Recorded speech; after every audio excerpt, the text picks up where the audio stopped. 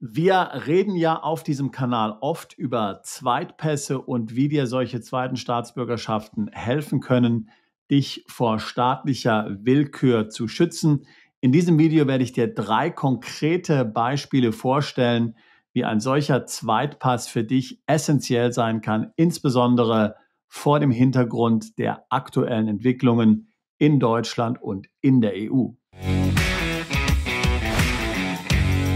Also, auf diesem Kanal reden wir relativ viel über zweite Staatsbürgerschaften, über Pässe, die man per Investment kaufen kann, aber natürlich auch über Staatsbürgerschaften, die man erwerben kann, indem man in einem bestimmten Land für eine gewisse Zeit wohnt und sich dann dort einbürgern lassen kann. Seit Juni 2024 ist es bekanntlich auch für Deutsche möglich, Staatsbürgerschaften von Drittstaaten anzunehmen, ohne dabei die deutsche Staatsbürgerschaft aufs Spiel zu setzen. Davor war dies nur innerhalb der EU und der Schweiz möglich, aber eben seit Juni 2024, seit dem neuen Staatsbürgerschaftsgesetz, kannst du auch als Deutscher alle möglichen anderen Staatsbürgerschaften aus Drittstaaten annehmen. Du musst hier beim deutschen Staat keinen Antrag mehr stellen, wie man das früher musste, einen sogenannten Beibehaltungsantrag, um die deutsche Staatsbürgerschaft erhalten zu können. Du kannst einfach die zweite Staatsbürgerschaft erwerben. Da gibt es auch keine Meldepflichten etc. Wenn du aber natürlich einen neuen deutschen Pass dann beantragst, wirst du danach gefragt, ob du eine neue Staatsbürgerschaft beantragt hast. Aber im Vorfeld musst du hier nichts beim deutschen Staat beantragen. Natürlich raten wir unseren Mandanten nicht, die deutsche Staatsbürgerschaft ohne Not abzugeben. Aber man kann natürlich in der Zukunft sich Situationen vorstellen, wo dies notwendig sein könnte.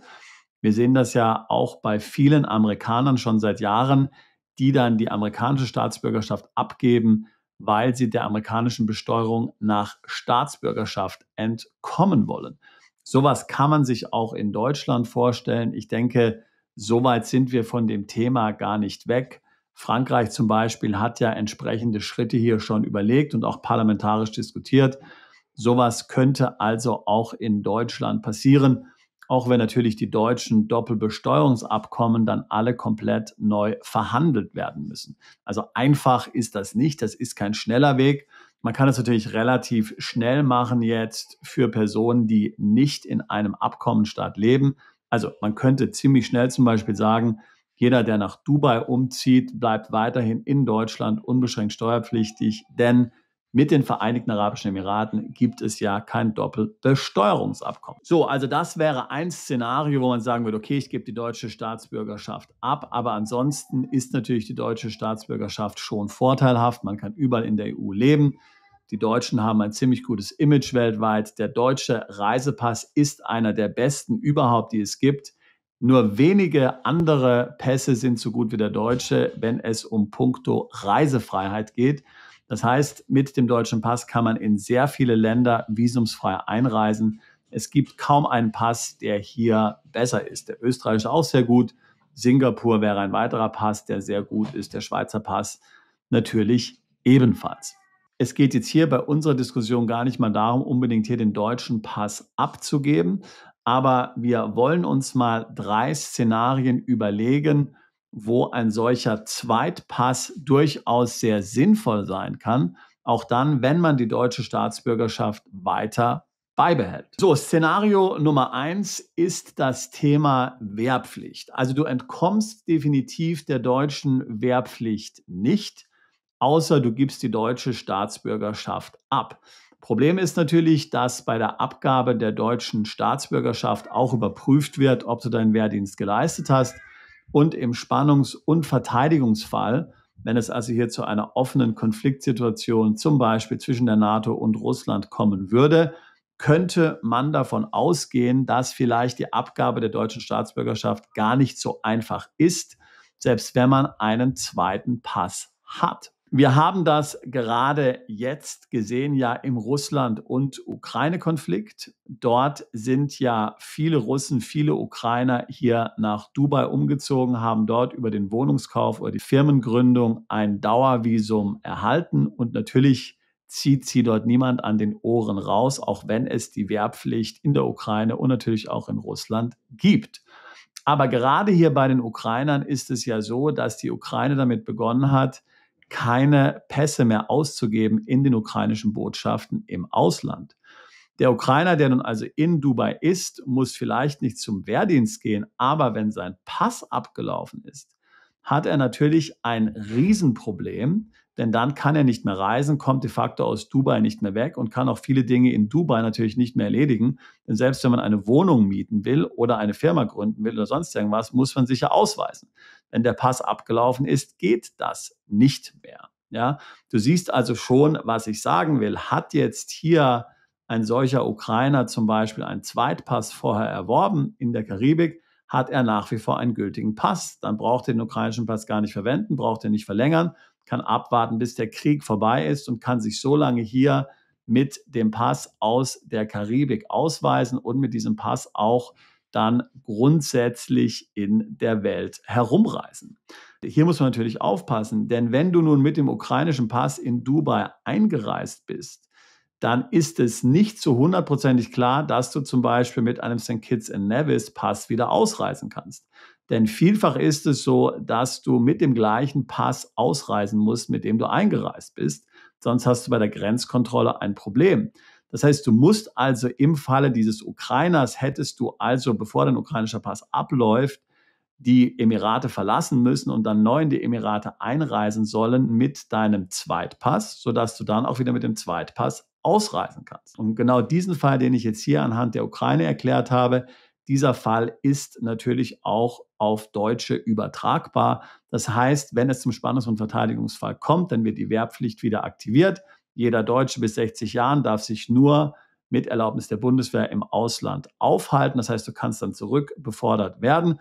Und natürlich kann man sich vorstellen, dass der deutsche Staat sagt, dass deutsche Pässe im Ausland nicht mehr verlängert werden.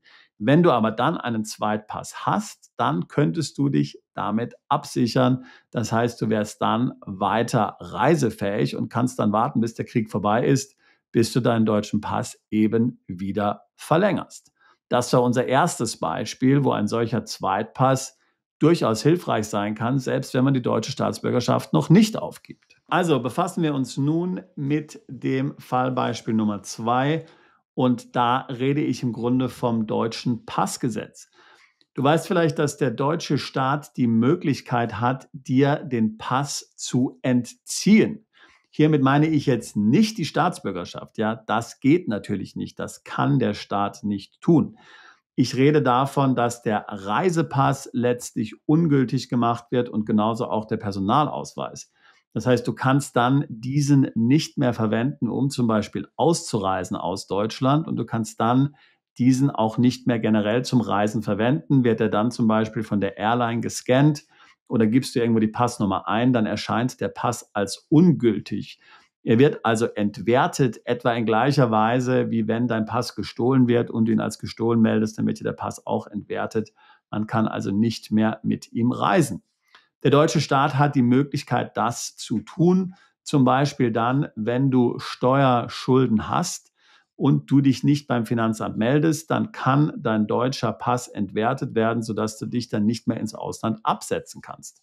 Es gibt tatsächlich Fälle, wo das passiert ist, auch wenn es nicht besonders häufig ist. Das Passgesetz wurde in den letzten Jahren ausgebaut. Wir hatten dazu auch schon mal ein Video gemacht vor einiger Zeit. Und zwar kann jetzt der deutsche Pass auch entwertet werden, wenn man vom Staat zum Beispiel als Extremist betrachtet wird und an einer ausländischen Demo teilnehmen möchte. Habe ich jetzt also zum Beispiel eine Meinung, die jetzt nicht konform geht mit der Political Correctness, sagen wir mal, ich stimme der ganzen Gender-Ideologie nicht zu und ich will im Ausland an einer entsprechenden Demonstration hier teilnehmen, dann darf der deutsche Staat deswegen hier meinen Pass stornieren, entwerten. Dann kann ich also nicht mehr reisen. Und das Gleiche geht natürlich auch mit dem Personalausweis. Und wenn dir das blüht, dann hast du natürlich wirklich ein Problem, denn dann bist du wiederum nicht mobil. Auch in diesem Fall kann natürlich dann ein Zweitpass helfen, denn wenn dein Pass erstmal ungültig ist, kannst du natürlich weiterhin mit dem zweiten Pass reisen. Der ist ja davon nicht betroffen. Es ist ja nicht dein Name gesperrt, es liegt ja kein Haftbefehl oder sowas gegen dich vor, sondern es ist lediglich dein Ausweisdokument ungültig. Auch hier gilt das Gleiche, was ich vorhin gesagt habe. Du kannst natürlich normalerweise, das ist jedenfalls meine Meinung, mich würde interessieren, ob du eine andere Meinung hast, ob du andere Erfahrungen gesammelt hast, aber nach meinem Verständnis kannst du nicht in den Schengen-Raum mit einem Pass einreisen und dann mit einem anderen Pass wieder ausreisen. Das lässt das System nicht zu. Wenn du dann bei der Grenzkontrolle, bei der Ausreise aus dem Schengen-Raum deinen anderen Pass zeigst und du bist nicht mit diesem anderen Pass eingereist, dann wird hier bei dem Grenzschützer eine Warnmeldung hochkommen. Das ist jedenfalls, wie mein Verständnis ist. Ich habe ehrlich gesagt noch keinen Fall erlebt, der es tatsächlich probiert hätte. Wenn du Erfahrung hast, oder zum Beispiel 2 Pässe hast und du hast das mal einfach probiert, würde mich hier deine Erfahrung tatsächlich interessieren.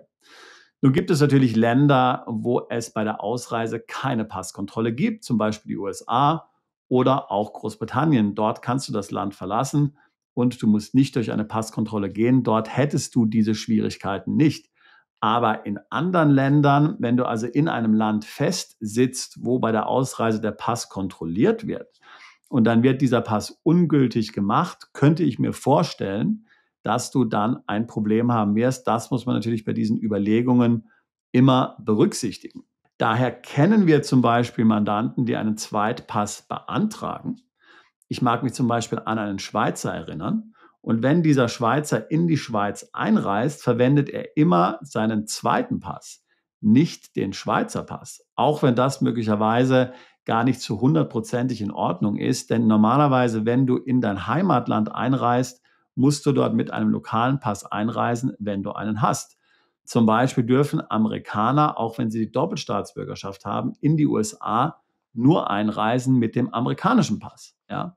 Also, hier sind also einige Komplikationen, die man jetzt nicht so ohne weiteres beantworten kann. Du siehst schon, was ich meine. Da muss man sich also intensiv nochmal damit befassen und auch ein bisschen Hirnschmalz dort investieren. Aber grundsätzlich ist natürlich hier der Zweitpass dann eine Lösung. So, mein drittes Fallbeispiel, es hängt gewisserweise mit dem zweiten zusammen. Hier spreche ich jetzt von der digitalen ID. Du hast wahrscheinlich gelesen, dass die digitale ID auch laut Koalitionsvertrag auf jeden Fall eingeführt wird.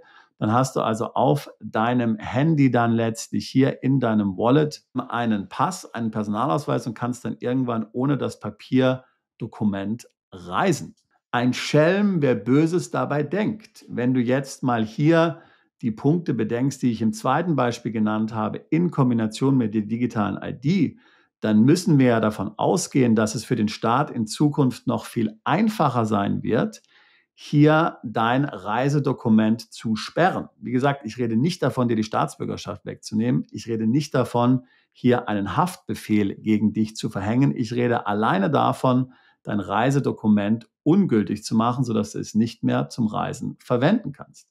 Hast du deine Reisedokumente auf deinem Telefon nämlich, dann kann ja letztlich per Knopfdruck hier von staatlicher Stelle aus dein Reisedokument, dein Pass, dein Ausweis ungültig gemacht werden. Die Schwelle dafür ist also sehr viel niedriger, das Verfahren sehr viel einfacher. Und wenn wir hier bedenken, dass sich manche Zustände in Deutschland immer mehr in Richtung DDR entwickeln, das gleiche natürlich in der EU und es auch entsprechende Kontroll- und Überwachungsfantasien gibt, dann müssen wir davon ausgehen, dass es dann immer häufiger zu solchen Szenarien kommen wird. Ich hatte ja vorhin gesagt, dass der Passentzug momentan in Steuersachen relativ selten ist, aber wer weiß.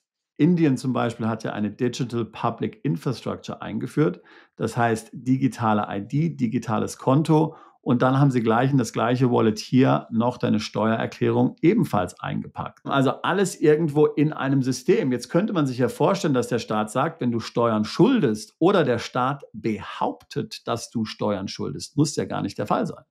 Dann wird mal eben hier dein Pass gesperrt. Und dann kann natürlich ein Zweitpass sehr hilfreich sein. Wie gesagt, es ist gar nicht notwendig, dass du dann die deutsche Staatsbürgerschaft aufgeben musst. Das ist ja ein weiterer manueller Prozess.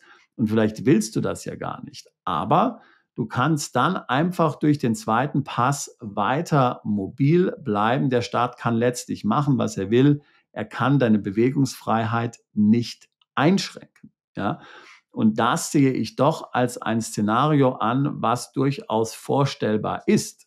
Wie du an diesen 3 Beispielen siehst, gibt es also auch durchaus praktische, vorstellbare Beispiele, wo ein solcher Zweitpass hilfreich sein kann. Es muss gar nicht immer erst nur der Fall sein, wo es dann darum geht, sich vor der Besteuerung der Staatsbürgerschaft zu schützen oder Ähnlichem, wo man dann im Grunde die deutsche Staatsbürgerschaft abgeben müsste. Selbst wenn man die deutsche Staatsbürgerschaft plant, weiter zu behalten, kann ein solcher Zweitpass extrem sinnvoll sein, wenn es der deutsche Staat aus irgendeinem Grund auf dich abgesehen hat. Nochmals, man muss sich mit dem ganzen Einreise-Ausreise-Thema nochmals beschäftigen. Das ist möglicherweise nicht sehr straightforward. Ein gewisser Graubereich. Wir können auch nicht momentan sagen, wie das Ganze funktioniert. Hier muss man ein paar Feldversuche machen. Aber ansonsten natürlich ist der Zweitpass, egal von welchem Land, sicherlich ein großer Vorteil für dich, um dich vor solchen staatlichen Zwangsmaßnahmen von staatlicher Willkür tatsächlich zu schützen. Ja, wenn auch das Themen sind, die dich interessieren, wenn du dich für zweite Staatsbürgerschaften interessierst, entweder per Einbürgerung oder per Investment, dann komm doch zu einem unserer Seminare. Jetzt demnächst ist wieder unser Seminar in Zürich, Schweizer Taschenmesser, wo es um deinen Plan B geht und alle Elemente, die zu einem Plan B notwendig sind. Zweite Staatsbürgerschaften und Aufenthaltsgenehmigungen sind natürlich ein sehr wichtiger Teil dieser Vorbereitungen. Daniel und ich werden hier letztlich dir alle 7 wichtigen Themen vorstellen. Auch der General Erich Barth wird wieder da sein und zum Thema Geopolitik sprechen. Und natürlich haben wir auch noch ein paar interessante andere Sprecher. Alle Infos dazu im ersten Kommentar zu diesem Video und auch im Link in der Beschreibung dieses Videos. Ansonsten natürlich ist ein Beratungsgespräch immer gut, wenn man vorhat, hier ins Ausland umzuziehen, sich einen zweiten Pass zu besorgen.